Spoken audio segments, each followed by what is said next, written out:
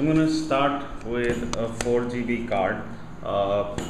Let's keep the camera the other way around.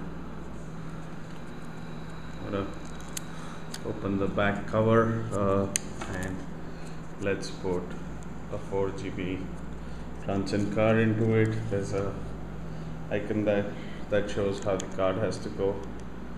So there, the card's inside it.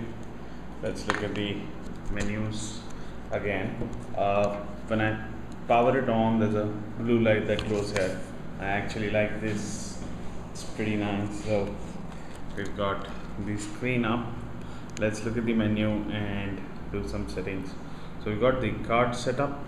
I'm just going to lock the lens again so that we can do these settings easily. So to lock the lens, you go full circle clockwise, pull the lock button, and that's it.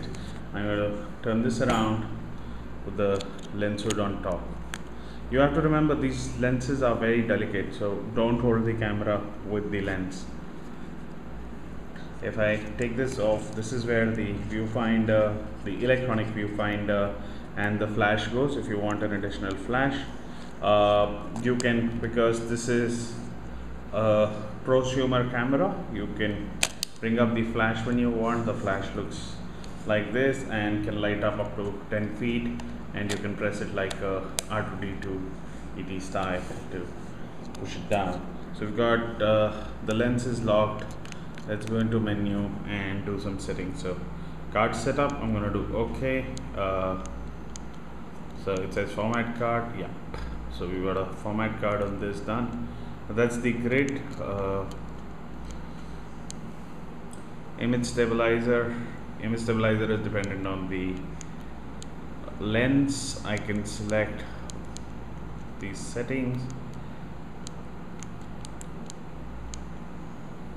So still picture, image aspect, you can change the image from 4:3 to 16:9, and you can select whether the image is a large, medium or a small.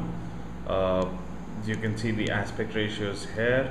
You can shoot in RAW or JPEG. This camera actually does a great JPEG. In case you're taking a wide panorama, you can set it to 16:9. Okay. Since the lens is locked, we don't have a lot of options coming up right now, but let's set the time. It's 2010. The month is 09 and the date is 30th. I'll set the time later. You can set the language to English. This is the temperature setting. I don't know what this is for. It's a record view. It's a menu display. You can turn it off or turn it on.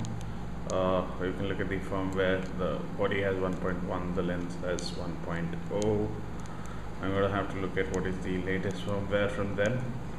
And now let's go, and I press the play button. There's no image, there's some battery in here, and then now I'm going to play with it, shoot some pictures and show you what the pictures look like. I'm going to take a holiday tomorrow and see what this camera can do.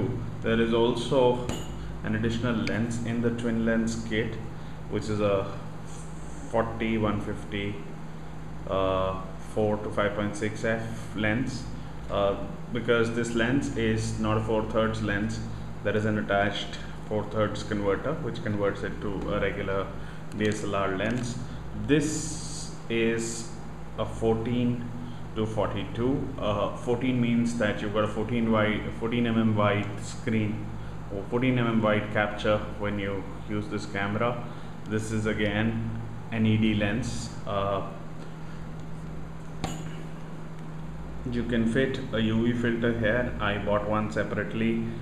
This uses a 40.5 mm diameter, so it's not easy to find the UV filters, but once you look around, you can find these. This uses a standard 58 mm lens mount, so you can use any UV filter available off the shelf from a lot of dealers.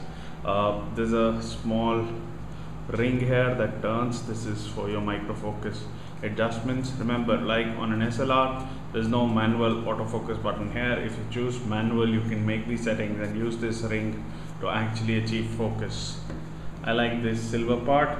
The bad part is that the body is golden, the lens is silver, though put together they look similar in color. This one is black, so when we fit this it looks a bit odd, but no given choices there. So I'm gonna close this, and good luck with me for the shooting tomorrow. Let's see what this guy can do. Okay, thank you.